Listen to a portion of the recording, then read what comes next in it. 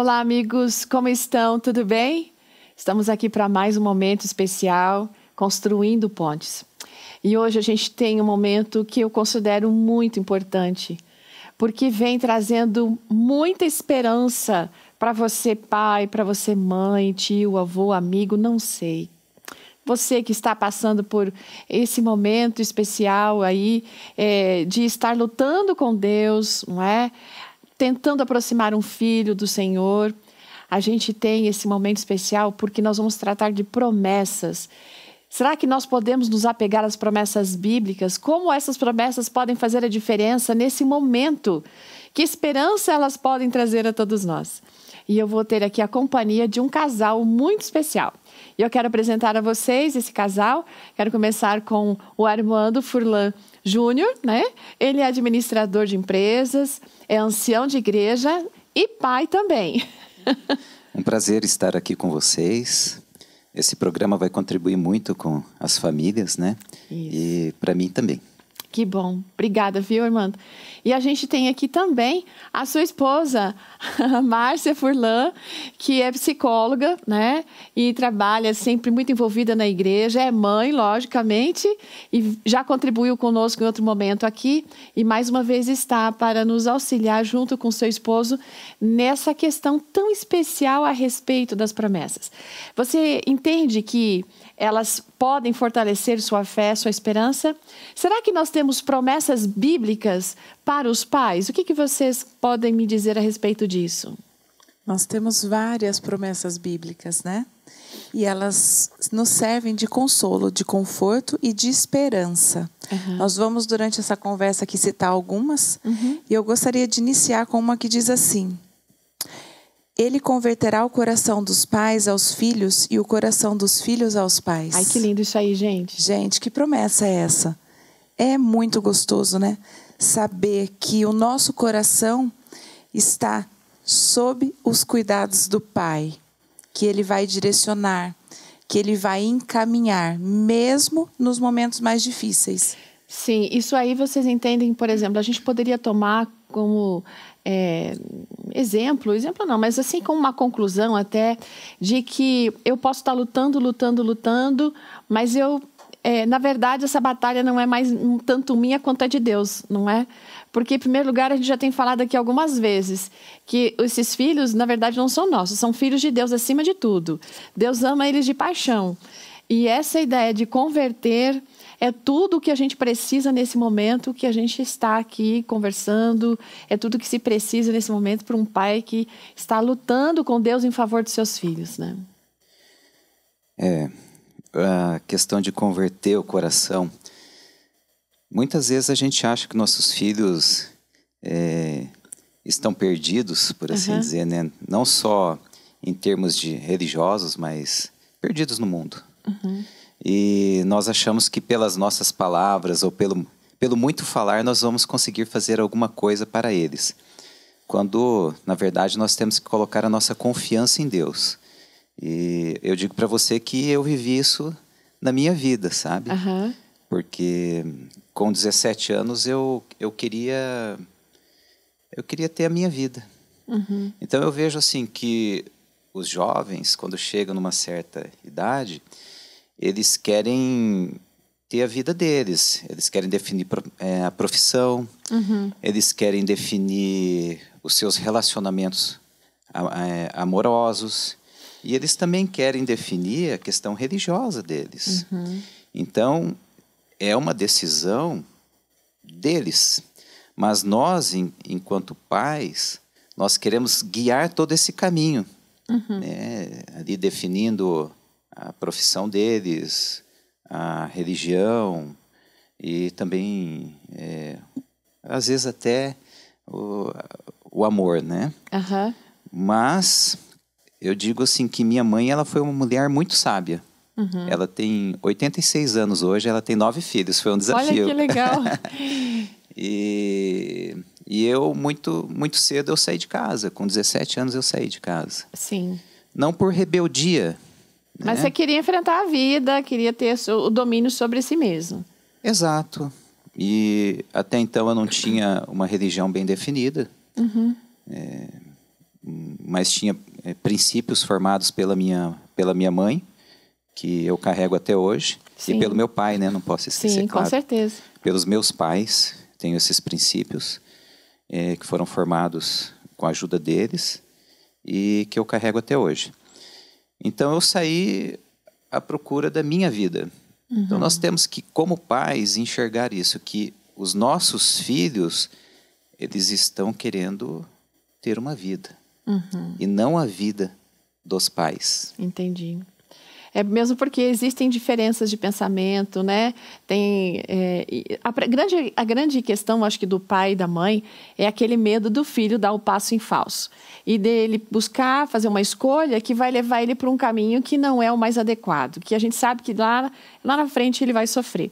E muitas vezes os pais usam uma promessa para os filhos, que está lá no mandamento, né? Que diz assim, honra teu pai e tua mãe, para que se prolongue os teus dias na terra que o Senhor teu Deus te dá. E não é incomum, às vezes, os pais colocarem isso dali para tentar chamar a atenção do filho. Olha, a Bíblia falou que é para honrar, senão você vai viver pouco tempo.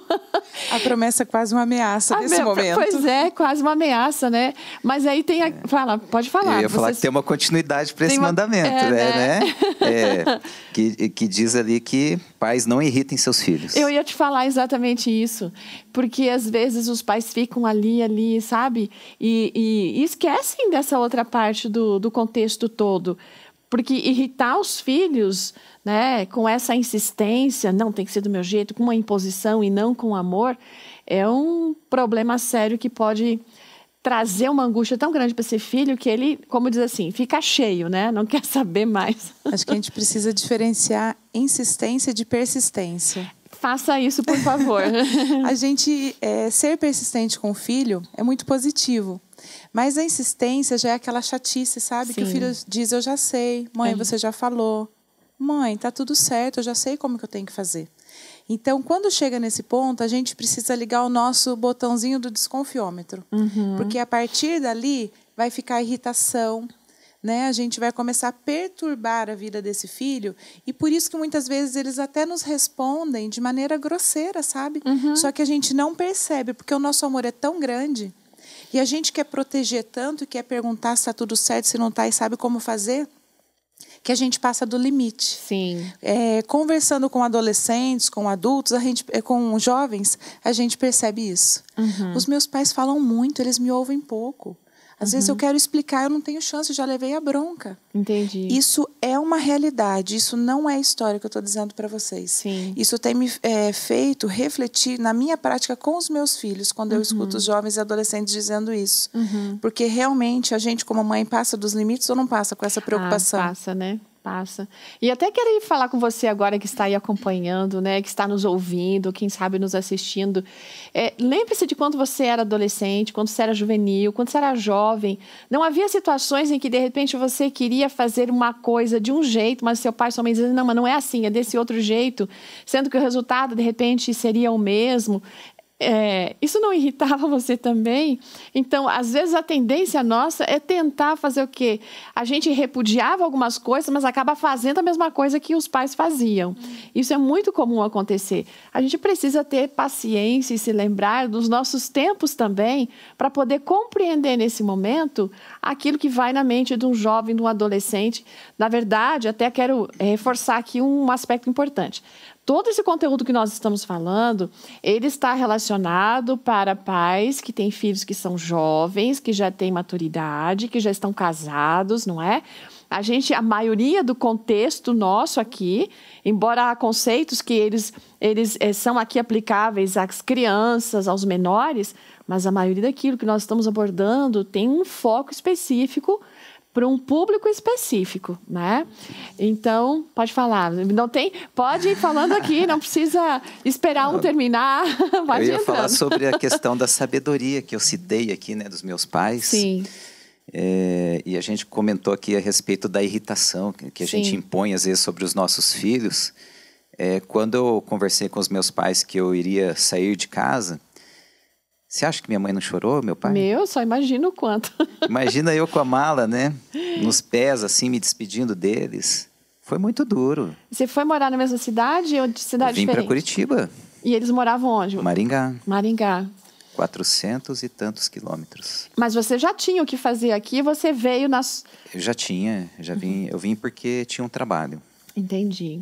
Né? 17 aninhos você tinha? 17 anos. Então, o que eu queria? Eu queria estudar, porque eu sabia que era o que ia me levar a algum lugar. Sim. Então, vim para um trabalho específico, fiquei um tempo na casa de uma irmã minha, que eu tenho aqui, mas depois eu fui morar com outras pessoas, né? A gente alugou um apartamento junto e fui morar com essas pessoas. E aí eu trabalhei, fiz cursinho aqui. Então, quebrei a cara? Quebrei algumas vezes. Mas foi um aprendizado, sabe? Sim. Eu precisava passar por isso. E eu olho pelo outro lado, sabe? Se tudo deu certo, é porque tinham pais em oração do outro lado. Sim. Porque foi aqui que eu encontrei Jesus. Entendi. Então, às vezes a gente não quer que os nossos filhos passem por algumas coisas, mas ali está o caminho de Jesus para ele. Sim. Porque veja, será que o filho não pode estar na igreja e estar perdido? Agora, Cristo tem um caminho para nós para que a gente encontre o verdadeiro evangelho. E essa experiência ela é individual e ela aconteceu comigo. Eu encontrei o verdadeiro Jesus. Eu praticava uma outra religião, ia até a igreja, participava de grupos, depois de um tempo eu me afastei, assim, mas não exatamente de Jesus. Mas eu percebi, eu acho que isso aqui não é para mim. E eu vejo que as orações dos meus pais fizeram muita diferença na minha vida, sabe? Eu percebia isso porque quando eu ligava e às vezes passando por alguma aflição, eu não falava o que era, mas o assunto se resolvia. Entendi. Eu estando distante. Então, estou falando dos dois lados, do sofrimento dos pais. E, ao mesmo tempo, o lado do filho que estava fora, também sofrendo, mas recebendo as bênçãos. Tem esse lance assim de que a gente precisa lembrar como pai, né? A angústia vem, a incerteza vem, né? Porque você não sabe exatamente o caminho que vai aparecer à frente, das escolhas que os filhos estarão fazendo, as decisões que eles vão estar tomando. Mas uma coisa a gente precisa lembrar, se a semente foi plantada, ela está lá. Isso, de alguma maneira, vai nortear a vida deles, né, para as decisões. Talvez nem todo o momento, mas aí entra sempre o quê? Esse outro lado daqui do pai, que é a intercessão, é a oração, é a confiança de que Deus está acima e Deus está muito mais interessado ainda na vida dos nossos filhos do que nós mesmos. Se nós sofremos, Deus sofre muito mais. Né? Essa semente que você falou, tem uma promessa que é Filipenses 1:6, que diz: estou plenamente certo de que aquele que começou boa obra em vós há de completá-la. Que coisa maravilhosa é isso. Até o dia de Cristo Jesus. Nós podemos acreditar nisso, precisamos acreditar. O Senhor começou uma obra na vida dos nossos filhos e nós fomos instrumentos quando eles eram pequenininhos. Agora eles são jovens, são adultos ou mesmo adolescentes ainda. O Senhor há de completar. Né? Em fé, em oração. E nós precisamos pensar que às vezes a nossa angústia é tão grande que as nossas emoções atrapalham, a gente precisa tentar equilibrar isso, sabe? Às vezes, ao invés de ajudar, o medo, né? O medo de perder, o medo dele ir e não voltar, o medo de experimentar e gostar. Tomar cuidado, porque a nossa fé, ela tem fundamento sólido. A argumentação, ela é verdadeira. A promessa é verdadeira. Esses tempos nós comentávamos aqui que, de repente, o pai é pego com tanta emoção que ele não ora somente usando... não, ele ora... Deixa eu refazer meu pensamento. Ele é envolto com tanta emoção em relação a isso, que quando ele vai orar, ele só se permite ser dirigido por esta emoção. E ele não canaliza a racionalidade dentro da oração. E a racionalidade vem no quê? De eu me apegar às promessas, daquilo que Deus falou. Porque aquilo que Deus falou é verdadeiro, ele é fiel, ele nunca deixa de cumprir aquilo que ele coloca na sua palavra. Então, aqui está uma coisa muito importante para todos nós como pais, não é? Fazer o melhor que a gente pode pelos filhos, confiar que aquilo que a gente fez, lógico que não vai ser o perfeito. Nós não somos perfeitos, nós vamos errar. É por isso que essa boa obra que o Senhor coloca aqui, ela vai ser feita nos filhos, porque nós não temos como fazer tudo da melhor maneira. E Deus vai agindo, né? Deus vai aperfeiçoando aquilo que a gente vai fazendo e Ele vai adicionando muito mais ali para que ele possa aprender com a vida, mesmo que seja com tropeços. Mas a importância de a gente equilibrar as emoções com essa racionalidade e trazer as promessas. As promessas nos ajudam a focar de uma forma racional dentro de todo esse contexto, não é? Sim. A gente chama isso de regulação emocional. Olha, que legal. E mente, caráter e personalidade fala sobre transformação e renovação dos seus pensamentos. Sim. Nós precisamos renovar os nossos pensamentos. Existe uma linha da psicologia que fala sobre pensamentos negativos, né? Disfuncionais. E no mente caráter diz, vamos tirar da nossa mente coisas, ofensas, coisas negativas. O que é isso? É renovação da mente. Se nos preparamos na palavra, na leitura, junto à nossa família, por que agora na vida adulta nós temos tanta insegurança? Por que isso tem tomado conta de nós? Talvez o filho realmente já esteja distante. Mas nós precisamos não esquecer que o Senhor, Ele não tarda e que Ele não para o trabalho dele. O Espírito Santo está ali. Eu não me lembro se num outro episódio que a gente fez, eu falei sobre meu irmão. Meu irmão ficou mais de 10 anos, distante dos caminhos. Os meus pais sofriam com aquilo. E eu, como irmão, uma vez falei, pai, não tem mais condições, eu amo o Marcelo, mas como que ele vai ficar aqui dentro de casa, nessa situação, indo e vindo, horário diferente? Meu pai disse, nós somos os pais. Em oração nós estaremos. Dessa casa ele só sairá se ele quiser. Hoje meu irmão está casado, batizado, tem a filhinha dele. A minha cunhada segue os caminhos do Senhor. Paciência, bom ânimo. Vocês acreditam que um pensamento negativo sempre, olhando só o problema, olhando só a dificuldade, porque eu vejo meu filho indo para o abismo, vamos supor, né? E eu focada naquele caminho que ele está indo, naquele abismo que ele vai. Isso impede de eu orar, de eu exercer a fé, ou seja, de manifestar confiança em Deus, porque às vezes isso me absorve tanto que de repente a minha oração ela é uma súplica, mas eu não vejo a possibilidade de Deus agir. Né? Porque me parece que o meu pensamento vai tão para cá, para esse abismo, que eu não consigo olhar o céu, eu não consigo olhar o sol, eu não vejo o que Deus pode fazer e que Ele vai fazer. Seria presunção nossa orar com ousadia e dizer e crer que não, Deus em algum momento vai agir na vida do meu filho e eu poder levantar a cabeça e seguir, e como diz ali, né, a gente pode sofrer, mas ficar naquela angústia toda é uma escolha. Pode falar. Eu preciso dizer que esses nossos pensamentos, eles vão promover essas emoções angustiantes e vão promover as nossas ações, até perante esse filho. A gente começa a agir de uma maneira que eu estou pensando. Não tem jeito. Isso daqui não vai. Você está fazendo tudo diferente do proposto, do conhecido. Então, sim, em oração a gente precisa pedir, Senhor, muda esses meus pensamentos. Eu quero falar de maneira agradável com esse meu filho. Porque isso pode impedir de eu reclamar as promessas de Deus. Exatamente. Não é uma positividade mística, né? Isso, ela está aqui em uma promessa em Marcos 10, 27. Porque para Deus tudo é possível. Para mim, para você. Existem pais que oram por 10, 20, 30 anos. Alguns podem não ver a obra que foi feita na vida do filho. Né? Descansarem antes. Sim. Mas Deus, Ele vai ser fiel na promessa dele de cumprir a boa obra na vida do filho. E Ele é misericordioso, Ele é justo, é compassivo. E a gente tem que crer que Ele vai operar na vida do filho.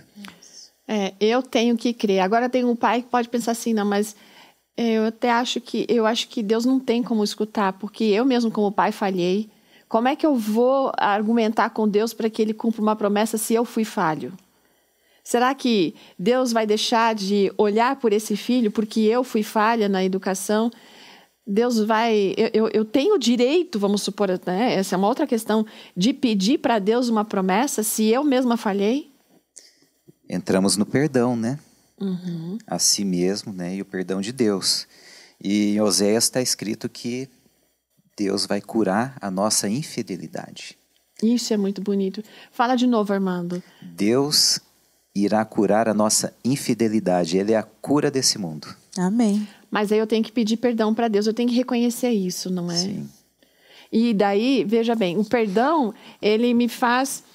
eu preciso reconhecer a minha falha, não só porque eu me sinto culpada pelo que eu estou vivendo ou que eu estou vendo, mas eu preciso reconhecer internamente que realmente eu falhei, arrependo disso, peço perdão a Deus, mas aí, sempre que a gente vai para Deus em busca do perdão e receba o perdão, isso tem que ter uma mudança na minha vida. Ou eu estou errada? Não, a gente tem que mudar os rumos. E sempre na ponta da lança está Jesus Cristo, né? Está Deus. E a gente falha, às vezes, em algumas coisas que parecem ser pequenas, mas são essas pedras que são o tropeço nas nossas vidas. Na educação dos nossos filhos, a gente usou algo assim bem interessante que eu gostaria de passar, né, para quem estiver nos ouvindo, nos vendo, e para vocês também. Né? É ótimo. A mentira corrói, sabe? Ela, de pequena, ela se torna grande e se torna um problema que você não consegue mais dar conta. Então, sempre a gente fez com que isso se afastasse da nossa casa. E começa por uma coisa bem simples, sabe? A gente tem o costume de falar que as coisas que estão aí fora não prestam. Não são gostosas. Elas podem não ser boas. E quando eu falei de colocar Jesus na ponta, colocar Deus na ponta da lança lá, é isso. Você tem que falar assim, isso não é de Deus, isso não é de Cristo. Mas você não pode falar que não são gostosas. Porque às vezes o filho pode experimentar as coisas que aí estão no mundo e falar, olha, mas meu pai mentiu para mim a vida inteira. Eu estou gostando disso aqui. Então você tem que mudar essa visão. Falar, isso não é bom para você, meu filho. Isso é caminho de morte, como diz a Bíblia. Te levará a caminhos que você talvez não retorne mais. Então nós podemos ver aí em famílias que têm filhos que talvez estejam afastados por causa de uso inadequado, né, de drogas, ou envolvimento em relacionamentos ilícitos, que talvez tenham experimentado e gostado. E se esqueceram que o que nós devemos fazer não é o que nós gostamos, mas o que Deus quer para a nossa vida.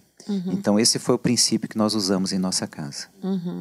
Acho que as promessas têm muito a ver com consequência também, né? Sim. Elas nos mostram isso. Então, a gente precisa ter um diálogo suficiente com os filhos para chegar nesse ponto. Não é só a ação do momento, mas e a consequência que isso vai trazer? A gente começa com isso nas palavras, né? A gente se vê falando, ai, desculpa, eu não queria dizer isso. Muitas vezes a gente fala isso ou ouve outros dizendo. Tudo que eu falo e emito sons já foi programado aqui. O que aconteceu? Não deu tempo, às vezes, de pensar naquela consequência daquilo que eu iria falar é diferente, ou daquilo que eu iria fazer. Tem uma promessa que diz assim, porque para Deus tudo é possível, Deus não é homem para que minta. E Salmos, a tua fidelidade estende-se de geração em geração. A Bíblia diz isso várias vezes, de geração em geração. Por que nós temos dificuldade de acreditar? Fizemos a nossa parte de maneira perfeita? Não, não somos perfeitos. Tem um autor que é o Green Kuhl, acho que é assim que fala, ele desenvolveu um método para reivindicar promessas, que são 3 palavras-chave aqui, né? Pedir, Sim. Ele diz primeiro, depois crer e suplicar. Então, pedir, o que é pedir, né? Faz parte do plano de Deus conceder-nos em resposta à oração de fé. Então, eu peço, Senhor, olha pelo meu filho. Senhor, cuida dele, vê os caminhos que ele está trilhando. E a gente já viu uma outra vez aqui que quando a gente vai pedir, a gente tem que pedir sendo focado, né? Nessa questão aqui, não é simplesmente genérico, traz meu filho de volta para a igreja. Isso é o resultado que eu quero. Mas tem algumas outras coisas aí no meio do caminho que eu acho que eu posso pedir para Deus, né? Lógico que isso tudo, o resultado final que eu desejo é o retorno dele.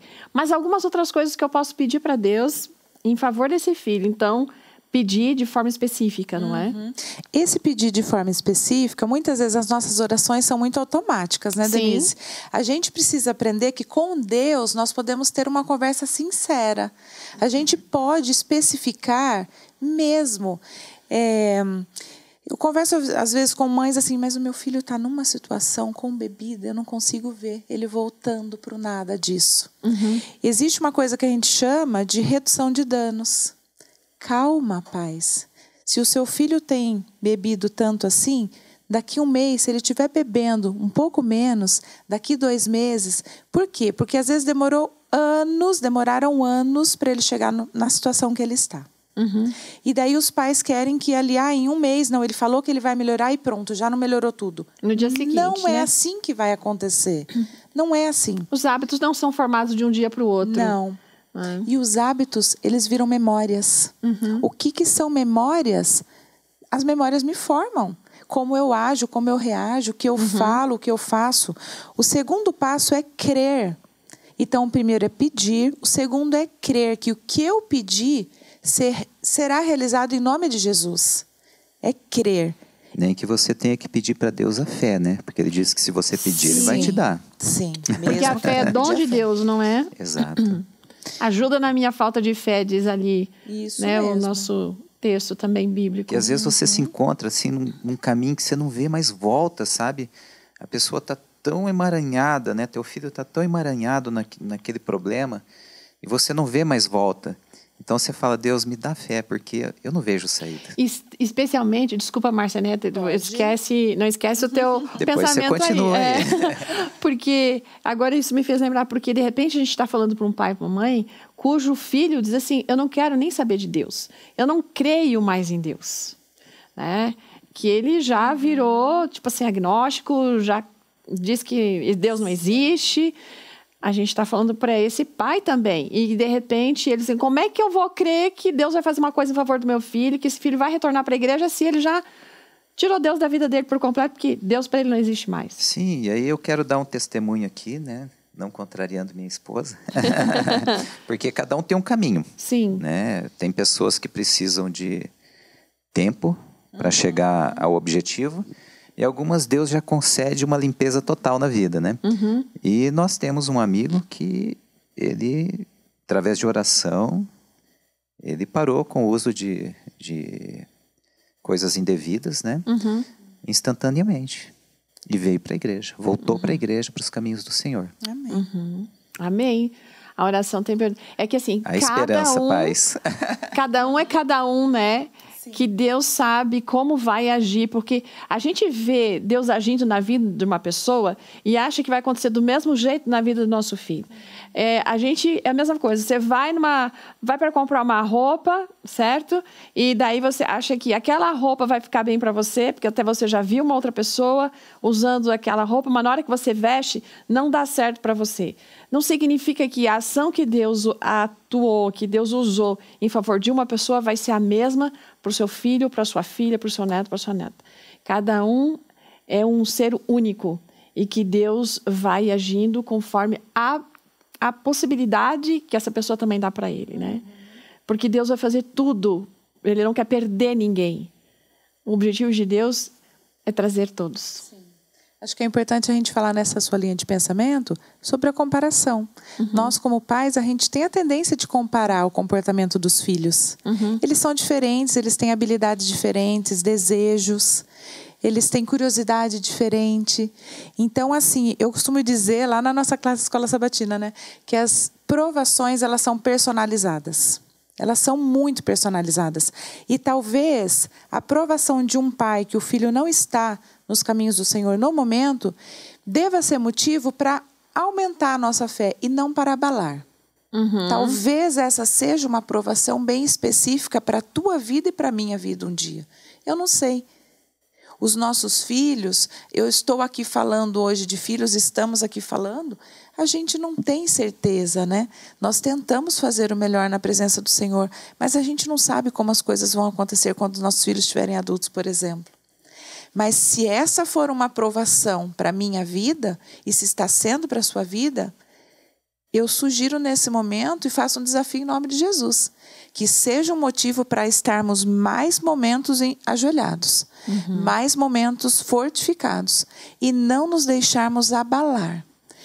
Eu li esses dias, agora recente, anteontem, a necessidade que a gente tem de parar até para reivindicar essas promessas e começar a crer que Deus vai atender e vai executar essas promessas, parando de focar sempre no problema, mas começar a olhar as bênçãos. Porque esse meu filho, ele pode estar fazendo isso de errado, aquilo de errado, mas ele tem coisas boas e eu preciso louvar a Deus por tudo aquilo que esse filho já me deu de felicidade. Hoje talvez ele não esteja me dando tanta alegria porque ele está indo num caminho que é perigoso, que não é um caminho que Deus gostaria que ele estivesse, mas eu preciso aprender a louvar a Deus. Louvar a Deus por aquilo que meu filho é, porque ele não é só coisa ruim, não. Ele não é ruim, ele faz algumas coisas ruins. As escolhas, né, foram. Então, esse louvar, esse agradecer a Deus me posiciona diante dele de uma maneira diferente. E isso muda a mim internamente. Isso faz a minha fé ser diferente, porque eu passo a olhar ele de um jeito diferente e daí, como consequência, eu vou agir com ele diferente. Porque quando eu estou focada só no problema dele, como é que eu vou olhar para esse filho? Né? Eu vou ficar, meu filho, não sei, eu vou cheia de dedos, eu vou cheia de preocupações, eu não vou com tanta alegria, eu não vou com tanto perdão, eu não vou com tanta misericórdia, eu não vou com tanta satisfação. E ele vai perceber isso, porque a gente passa isso na voz, a gente passa isso no olhar, não é? No carinho, no carinho. E daí, diante de Deus, quando eu vou com alegria, mesmo que haja dificuldades, quando eu vou com gratidão, eu acho que fica mais fácil eu reivindicar essa promessa e ser atendida. Você não acha que tem um pouquinho de egoísmo da gente nisso? Explica melhor, Armando. Desculpa. Que agora você pegou a gente. Vai voltar na minha primeira fala. De que a gente quer que o filho seja aquilo que está no meu coração. Mas ele está construindo a vida dele tijolinho por tijolinho. Sim. E uma mensagem que eu quero deixar para os pais é que pode ser que seu filho nunca esteja no caminho que você traçou para ele. Que ele não esteja na igreja. Mas isso não quer dizer que ele não vá ser salvo um dia. Sim, sim. Né? Porque existem promessas aqui que a Márcia vai dar continuidade depois, de como obter essas promessas. E Deus pode se cumprir de uma outra forma na vida desse filho. Então, eu acho que talvez a gente até em alguns momentos queira tomar o lugar de Deus, sabe? E nisso que eu falo do egoísmo, sabe? De você querer manipular o sistema. Né? Não, eu digo assim, a gente dá graças a Deus pelo filho que a gente tem, não importa o que ele esteja fazendo, né? Entregar para ele, lógico, eu posso reivindicar as promessas e Deus vai agir na hora que ele achar conveniente, né? Sim. Mas tem que cuidar. Não, é muito bem colocado que você menciona, porque eu posso querer me tornar Deus nesse momento, nivelando o caminho do meu filho, né? Ele tem que vir mais transformado. Amém. Eu quero terminar aquela linha de pensamento que nós pedimos, cremos e daí nós suplicamos. Esse terceiro passo é como se fosse um método, né? O autor coloca. Essa súplica, ele diz: imploro que deixei vossa vacilante fé, apoderando-se das promessas de Deus. Então é assim, é não focar em mim, mãe, é não focar em você, pai. é focar no quê? Nas promessas de Deus. É diferente. Quando eu foco no meu querer, daí a gente vai nessa linha de pensamento. Às vezes a gente parte até pro egoísmo mesmo. Só porque eu quero. Só porque o meu desejo é que o filho fosse. Porque eu estou envergonhado. Eu não sei, Denise, se a igreja já tem alguma pesquisa dessa maneira. Mas veja bem, se nós pegássemos até por amostragem, pessoas que cresceram dentro do nosso contexto, que se afastaram, que mais tarde voltaram. Se nós fizéssemos pesquisa desse jeito, querendo saber o comportamento dos pais desses que voltaram, eu acho que nós teríamos uma resposta bem interessante. Como esses pais se comportaram? Eles rejeitaram, eles brigaram, eles estiveram juntos o tempo todo, eles demonstraram carinho porque ele continuava sendo filho, estando aqui onde eu gostaria que estivesse ou não. Talvez isso fosse uma lição para nós. Exatamente. É uma pesquisa agora imaginária, mas que pensando bem, nos faz refletir como deve ser o meu comportamento, como deve ser a minha fé, as minhas orações, o meu relacionamento com o filho que neste momento não está nos caminhos do Senhor como eu gostaria que estivesse. Os seus atos falam mais alto que as suas palavras. Eu nem consigo ouvi-las. Mais ou menos isso, né? Mesmo, né? É um exemplo que fala muito mais. Então, como a gente poderia usar dessas promessas para fortalecer a nossa fé?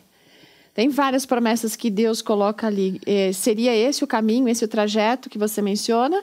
Pedir, crer e suplicar, esse seria o caminho, então, para que essas promessas pudessem fortalecer a minha fé e fortalecer a minha família? Esse é o caminho. Aqui diz uma das promessas, olha só. O Senhor é longânimo para convosco, não querendo que nenhum pereça, senão que todos cheguem ao arrependimento. Se o Senhor é longânimo conosco, o que nós devemos ser com os nossos filhos? Da mesma maneira, né? Devemos ter paciência, ser longânimo. E em amor, muito mais produtivo do que na dor. Então, e aqui, nesse processo de reivindicação das promessas, fala sobre a súplica. E pode ser que algum pai esteja falhando nesse quesito, que tem a ver com a insistência, né? Porque nós colocamos a Deus o pedido, crendo, mas achamos que, de repente, só aquilo ali já bastou. Mas a súplica, em oração, pedindo para converter o coração do filho, isso vai fazer diferença. Não desistir nunca, né? Nunca desistir. Nós temos casos, né, conhecidos de pessoas que demoraram 30 anos para se converter, né, para converter o coração dessa pessoa. E o trabalho foi feito na vida. A pessoa se aproximou de Deus, foi transformada, mas exigiu muita súplica, muita oração. E acho que a gente precisa não fazer isso sozinho, né?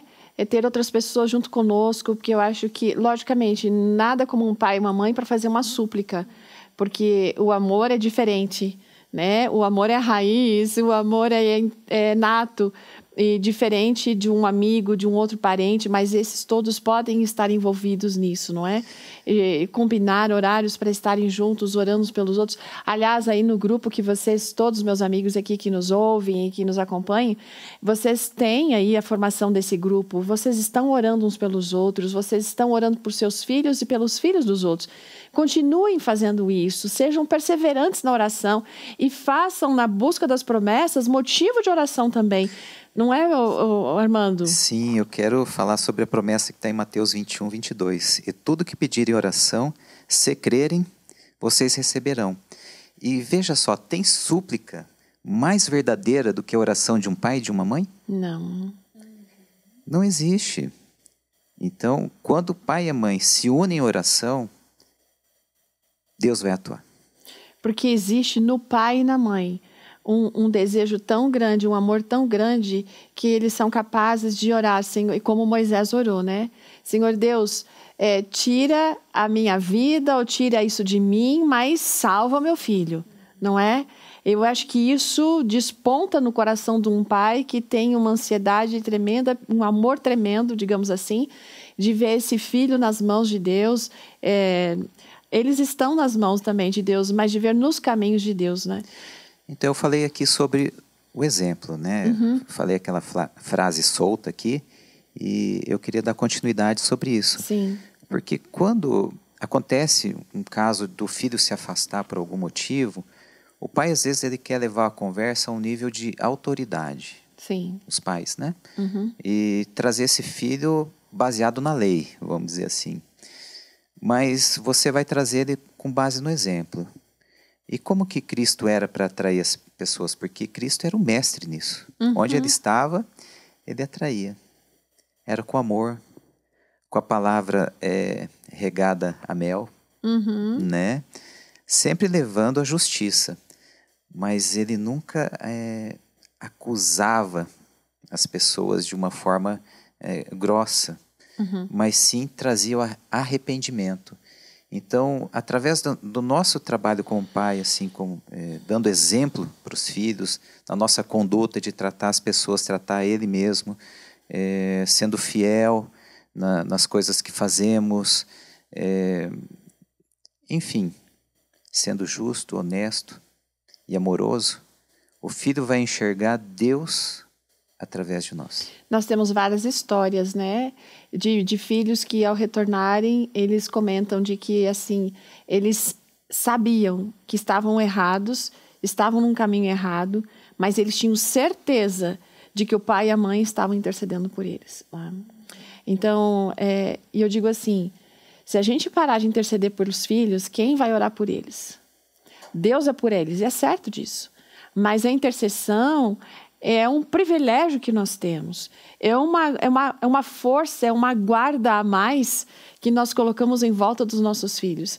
Então, eu diria assim que não é só um dever, mas é um privilégio do pai, de ele não desistir de orar e interceder por esses filhos. É como se esse filho tivesse certeza que ele tem um escudo. Mesmo não estando ali, ele sabe que os pais em oração são o escudo dele, né? Eu gostaria, antes da gente encerrar, de lembrar de duas promessas. Uma está em 1 João 5,16, que diz: se alguém vira seu irmão, e eu vou substituir, se alguém vira seu filho ou filha pecar, um pecado que não seja para a morte, pedirá e Deus lhe dará vida. E eu convido você, pai, mãe responsável, ore pela vida. Traga a vida através da sua oração para o seu filho. Olha que promessa. Porque quantas são as promessas de Deus, tantas tem nele o sim. Porquanto também por ele é o amém para a glória de Deus, por nosso intermédio. Olha só, por intermédio de quem? Nosso intermédio. Que a gente possa ser intermediadores, instrumentos de oração na vida dos nossos filhos, para esse retorno, para essa presença com o Senhor. Com o Senhor, né? Denise, e tem uma coisa assim, a gente quer que os filhos voltem, mas eles têm que ter um lugar para voltar. Você tem que preparar esse lugar, você tem que preparar uma família para ele. Isso. E isso se chama acolhimento. Não é verdade? Olha aí, ó. Eu aprendi alguma coisa sobre psicologia. A convivência faz efeito. Mas eu quero concluir dizendo o seguinte. Tem também uma promessa, que está em Salmo 127, que diz que os filhos são herança do Senhor e eles são como flechas, né, nas mãos do guerreiro. E eu olho para esse verso, a flecha é algo poderoso. E a gente pode olhar pelo lado de ferir as pessoas, certo? Mas eu olho pelo lado de você lançar flechas, Acertar o alvo, né? Acertar o alvo, lançar os filhos ao mundo também. Né? Eles são a sua herança. E você tem que demonstrar orgulho a ele, por ele existir. Pode ser que tenha algum problema, mas tem muitas coisas boas, como você disse. E também você disse aqui sobre acertar o alvo. Às vezes você estica, né, o arco e joga a flecha, mas o vento vai bater nessa flecha e você não vai acertar o alvo. Esse vento pode ser uma bebida, pode ser o abuso de drogas, pode ser algo no contexto de relacional, companhia, mas com Deus nós podemos corrigir esse alvo. Você falando aqui, eu tentando imaginar, né? A gente ali com o arco, a flecha, sabe? O alvo lá na ponta, né? E você falou do vento, que pode afastar. Mas aí a gente tem esse Deus, né? E daí a gente vai clamar, que nem o Senhor fez por nós, intercedendo por nós. Ó Deus, o alvo é lá, é a salvação, é estar na tua presença, é estar pronto para quando o Senhor voltar, é a alegria, a felicidade, a vida plena. Isso é o alvo, de uma forma geral. Deus pode fazer essa seta voltar o caminho para acertar o alvo, né? Amém, Jesus. Amém. A última coisa que eu queria perguntar para vocês é assim: nós podemos colocar, então, todas as nossas angústias nas mãos de Deus? Com certeza. Todas, sem exceções. E como que a gente faz isso? A gente faz isso primeiro em oração, pedindo. Depois crendo, fortalecendo a nossa fé.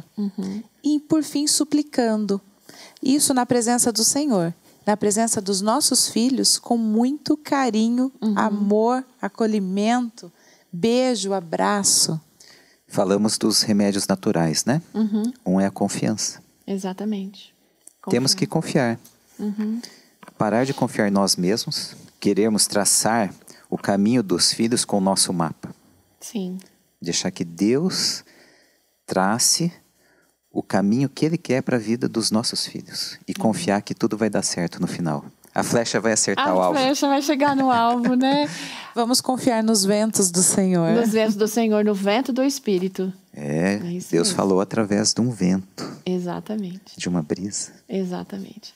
Queridos, muito obrigado por vocês estarem conosco. E amigos, deixa aqui essa palavra final.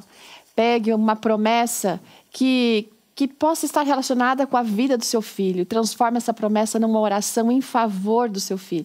Abra a sua Bíblia, aponta esta promessa, transforma ela numa oração e eleve a Deus, confie. E fica com aquele texto do Salmo 37, que a gente conhece tanto, né? Entrega o teu caminho, eu diria agora, entrega o teu filho ao Senhor. Confia nele e o mais ele fará. Deus abençoe você, sua família, seus filhos, os sonhos que você tem e continue confiando nesse Deus que é pura confiança. Até a próxima. Tchau.